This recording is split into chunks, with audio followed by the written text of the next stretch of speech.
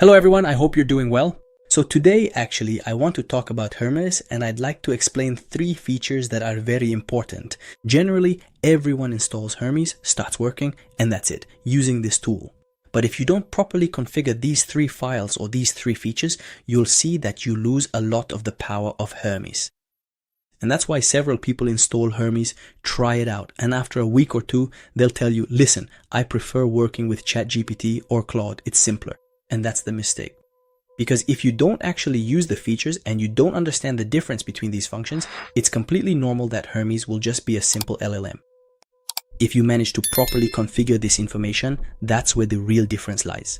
That means Hermes will go from a 2 to an 8 out of 10 if we manage to configure it well. So what I'm going to do is simply explain everything to you here, show you the different features, the differences, how to choose them, why to choose them, and in which context, especially in a professional context. If you're a business and you want to automate tasks and have Hermes work for you, so stay until the end. I'm going to give you a complete documentation with all the prompts that I will use in this video.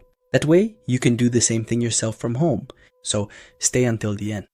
Quickly, to start, generally, I often get asked this question in the comments.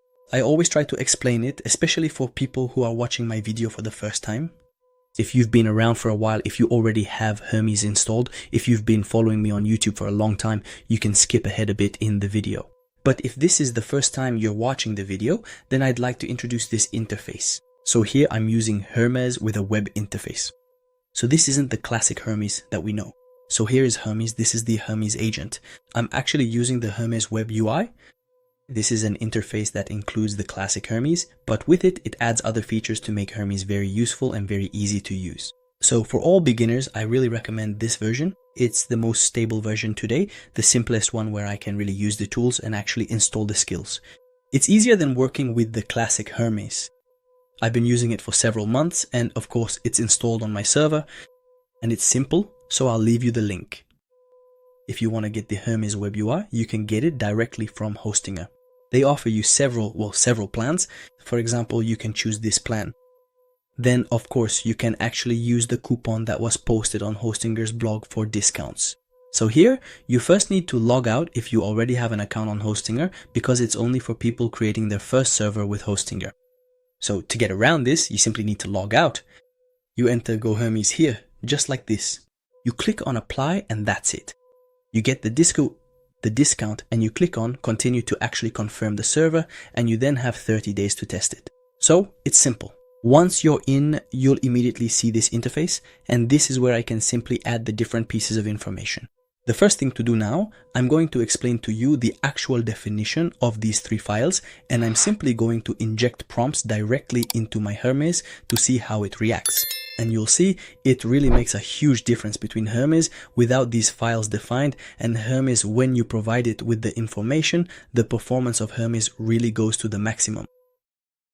Very well, so now we're going to start by understanding. In fact, there are 3 concepts or rather 3 features that are very important.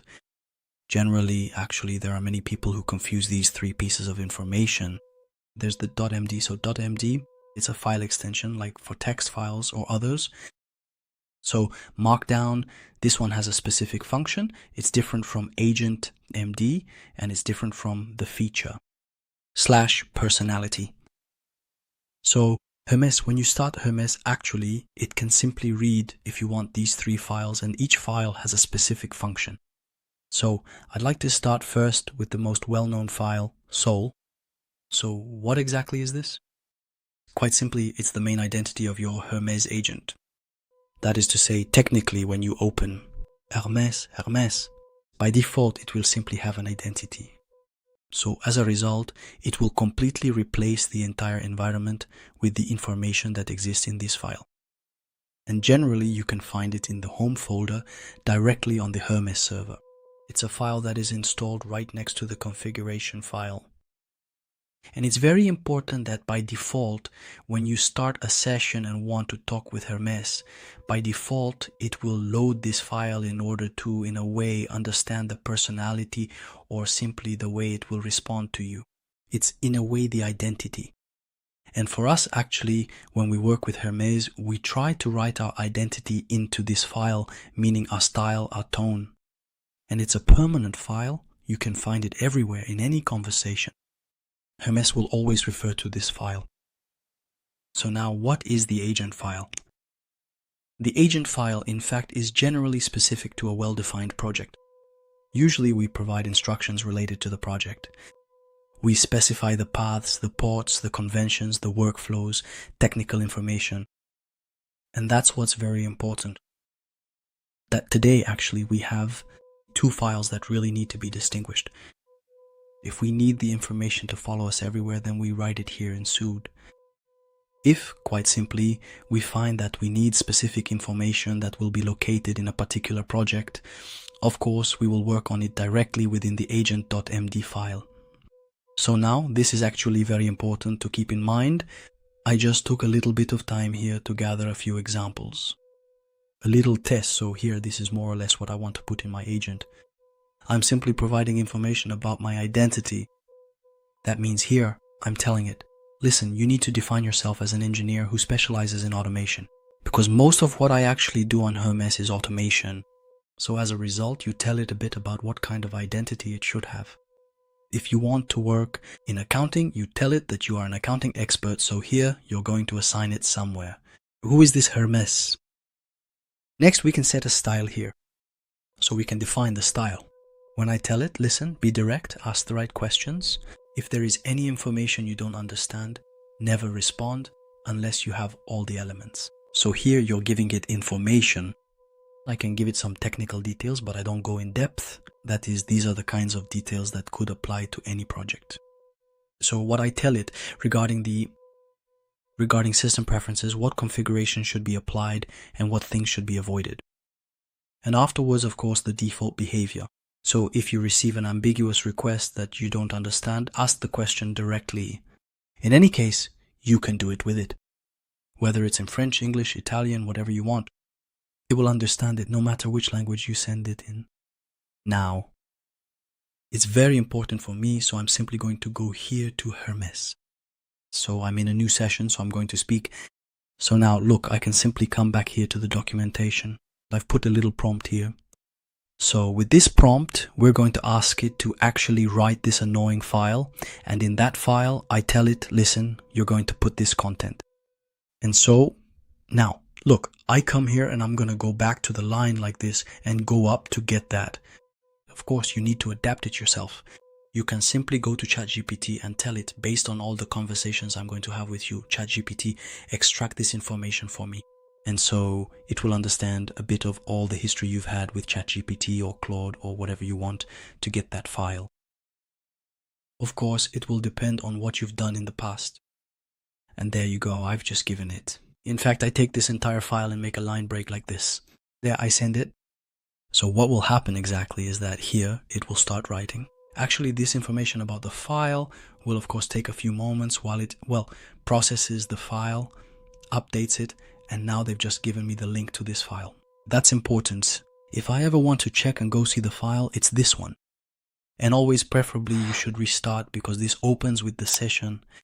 So my advice is always to go back to your server, click here and click on restart so that the session starts again from the beginning in a clean and proper way.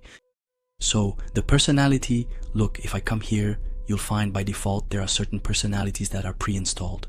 You type / you do / like this, I love you. Type personality, like here, you click, and then it will give you about 10 ways you can have it switch personalities when you talk to it. So you have to be very careful. It's not the agent where I put the technical information. It's not the soul where I would put the identity. This is, in a way, the personality that you want. Switching it, forcing it during your conversations, because sometimes in a discussion, in a session, you want to tell it to switch modes. Teacher, so if I start it now, I wait. So now it has created, so it has finished this task. This is indeed the file, but then if I click here, it has switched to teacher mode, so teacher in teaching mode.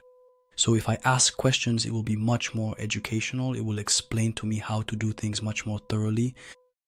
So here, I simply put in the documentation, I added a little code that you can use. It just allows you to check.